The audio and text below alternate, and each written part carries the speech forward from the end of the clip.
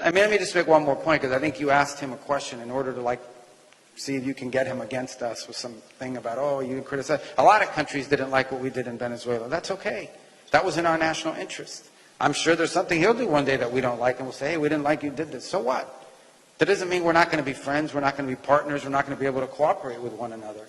Countries express their opinion all the time. We have very close allies that didn't like what we did in that regard. I can tell you what, it was successful.